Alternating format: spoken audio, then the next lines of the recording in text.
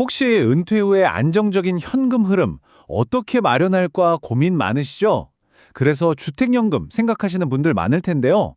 오늘 가입 전에 진짜 꼭 알아야 할 것들만 모아서 체크리스트로 싹 다 정리해 드릴게요. 상상 한번 해보세요. 내가 평생 살아온 이 집이 매달 꼬박꼬박 나한테 월급을 준다면. 와, 진짜 솔깃하지 않나요? 이게 바로 주택연금의 가장 핵심적인 아이디어예요. 특히 집은 있는데 당장 쓸 현금이 부족한 우리 부모님 세대를 위해 만들어진 제도라고 보시면 됩니다. 자, 그래서 오늘은 총 6가지 단계를 거쳐서 알아볼 거예요. 주택연금이 대체 뭔지, 기본 개념부터 시작해서 2020년에 뭔가 더 좋아진다는데 그건 또 뭔지, 그리고 혹시라도 중간에 계획이 바뀌거나 또 자녀들 상속 문제는 어떻게 되는지 궁금한 거 싹 다 풀어드릴게요. 좋습니다. 그럼 첫 번째, 약속과 전제. 바로 기본 개념부터 확실하게 잡고 가겠습니다. 주택연금이 도대체 뭐고 어떤 원리로 돌아가는 건지 한번 보시죠. 그러니까 내가 살고 있는 이 집을 담보로 맡기고 나는 여기 평생 살면서 매달 나라에서 보증하는 연금을 따박따박 받는 거예요. 집을 팔 필요가 없으니까 정말 좋죠. 내 집에서 계속 살면서 노후 자금을 마련하는 거죠. 자, 근데 여기서 진짜 중요한 포인트가 나옵니다. 주택연금은요, 그냥 공짜로 돈을 받는 게 아니에요. 핵심은 바로 대출이라는 겁니다. 내 집을 담보로 돈을 빌리는 것과 같아요. 그러니까 매달 받는 연금에 이자랑 보증료가 계속 붙어서 사실상 빚이 쌓여가는 구조라는 거, 이거 절대 잊으시면 안 됩니다. 그럼 누가 가입할 수 있느냐? 기본적인 조건은 이렇습니다. 부부 중에 한 분만 만 55세가 넘으면 되고요. 두 분이 가진 주택의 공시 가격을 합쳐서 12억 원 이하면 됩니다. 그리고 당연히 신청하는 그 집에 실제로 살고 계셔야 하고요. 조건이 막 엄청 까다롭지는 않죠? 자, 이제 두 번째 단계, 가장 중요한 필수 체크리스트입니다. 이제부터 진짜 정신 바짝 차리고 들으셔야 해요. 계약서에 도장 찍기 전에 스스로에게 꼭 던져봐야 할 질문들을 하나씩 짚어볼게요. 이거 진짜 많이들 궁금해 하시더라고요. 만약에 몸이 아프거나 다른 사정이 생겨서 이 집에서 더는 못 살게 되면 그럼 연금은 어떻게 되는 걸까요? 끊기는 거 아닐까요?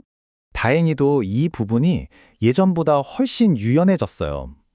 옛날에는 진짜 병원에 입원하는 거 아니면 이사하기가 거의 불가능했는데 요즘은 주택금융공사에 미리 승인만 받으면요, 정식으로 등록된 실버타운 같은 곳으로 이사를 가셔도 연금을 계속 받으실 수 있습니다.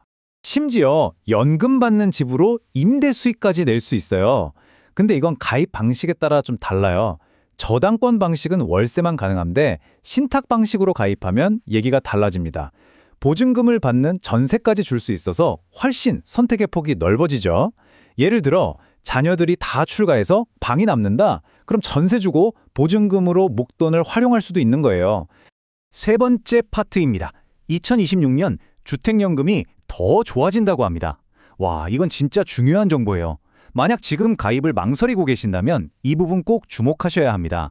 왜냐하면 2026년 3월부터 신규 가입자들한테 제도가 훨씬 더 유리하게 바뀌거든요. 핵심만 딱 말씀드릴게요. 만약에 당장 생활비가 급한 게 아니라면 2026년 3월 1일까지 기다렸다가 가입하는 게 무조건 재정적으로 이득이라는 겁니다.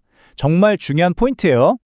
자, 그럼 뭐가 어떻게 바뀌는지 구체적으로 한번 볼까요? 가입할 때 딱 한 번 내는 초기 보증료가 주택가격의 1.5%에서 1.0%로 확 줄어들어요. 대신에 매년 내야 하는 연보증료는 0.75%에서 0.95%로 조금 오르긴 하죠. 근데 그 결과 제일 중요한 월지급액, 매달 받는 돈이 평균 3% 넘게 늘어납니다. 이건 엄청난 차이죠. 이게 어느 정도냐면요, 예를 들어 4억 원짜리 집이라고 해볼게요. 그럼 지금 가입하면 초기 보증료가 600만 원인데 2026년 3월 이후에 하면 400만 원만 내면 되는 거예요. 가입하자마자 200만 원을 아끼는 셈이죠. 자, 이제 네 번째 주제로 넘어가 볼게요. 살다 보면 계획이 바뀔 수도 있잖아요. 갑자기 집을 팔아야 할 일이 생기거나 목돈이 급하게 필요해서 연금을 해지해야 한다면 과연 괜찮을까요? 중도 해지하면 어떤 일이 벌어지는지 한번 알아보겠습니다. 절차만 보면 상담하고 돈 갚고 서류 처리하고 간단해 보이죠? 하지만 문제는 이겁니다. 전체 대출 잔액 상환.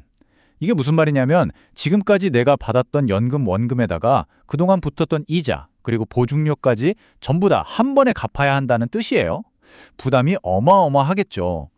그래서 중도 해지는 정말 신중하게 생각하셔야 돼요. 단점이 꽤 많거든요. 일단 받은 돈을 한 번에 다 갚아야 하는 것도 큰일이고요. 초기 보증료도 다 돌려받지 못해요. 그리고 제일 큰 페널티, 한 번 해지하면 그 집으로는 3년 동안 다시는 주택연금에 가입할 수가 없습니다. 3년 뒤에 다시 가입한다고 해도 그때는 조건이 더 안 좋아질 수도 있고요. 물론 이걸 역으로 이용하는 전략도 있긴 해요. 만약에 우리 집값이 엄청나게 올랐다. 그러면 일부러 해지하고 그동안 받은 돈 다 갚고 3년 기다렸다가 오른 집값 기준으로 더 많은 연금을 받으려고 재가입하는 거죠. 근데 이건 말 그대로 고위험 전략이고요. 수억 원에 달하는 대출금을 한 방에 갚을 수 있는 현금이 있어야만 가능한 이야기입니다. 대부분의 분들에게는 해당되지 않겠죠. 자, 이제 5번째입니다.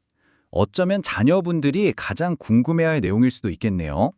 부모님이 평생 연금을 받으시다가 두 분 다 돌아가시면 남은 집이랑 그동안 쌓인 빚은 과연 어떻게 되는 걸까요? 이게 주택연금의 가장 큰 장점 중 하나인데요. 정산 방식이 아주 깔끔합니다. 집을 팔아봤더니 그동안 부모님이 받으신 연금 총액보다 돈이 더 많이 남았어요. 그럼 그 남는 돈은 당연히 자녀들한테 상속됩니다. 그런데 반대로 집값이 떨어져서 집 한 돈으로 빚을 다 못 갚는 상황이 생길 수도 있잖아요. 그때는 그 부족분을 나라에서 책임져 줍니다. 자녀들한테 빚을 떠넘기지 않는다는 거죠. 정말 다행이죠? 그리고 배우자를 지키는 것도 아주 중요하죠. 가입자 한 분이 먼저 돌아가시더라도 남은 배우자분이 평생 이어서 연금을 받을 수 있습니다. 여기서 팁 하나 드리자면 가입할 때 신탁 방식을 선택하세요. 예전에는 자녀들 동의를 다 받아야 해서 복잡했는데 신탁 방식으로 하면 그런 절차 없이 자동으로 승계가 돼서 남은 배우자의 노후를 안전하게 지킬 수 있습니다. 자, 이제 마지막입니다. 지금까지 알아본 이 모든 정보를 바탕으로 우리가 현명한 선택을 하려면 최종적으로 뭘 기억해야 할까요? 전문가의 조언을 들어보시죠. 전문가들이 한 목소리로 강조하는 게 바로 이겁니다. 비상금을 따로 확보해라. 이게 무슨 말이냐면요.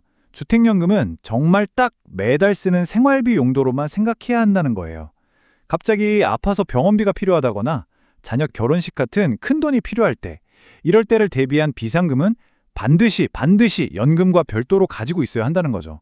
그래야 연금을 중도에 깨는 최악의 상황을 막을 수 있습니다. 결국 주택연금이 우리 부모님 그리고 나의 은퇴 생활에 든든한 버팀목이 될지 아니면 섣부른 선택으로 발목을 접는 황금 감옥이 될지 그건 바로 여러분의 선택에 달려 있습니다. 오늘 제가 짚어드린 이 체크리스트들 하나하나 꼼꼼히 따져보시고 정말 신중하게 계획하셔서 여러분의 노후에 가장 지혜로운 결정을 내리시길 진심으로 바라겠습니다. 영상을 잘 보셨다면 구독과 좋아요 꼭 부탁드려요.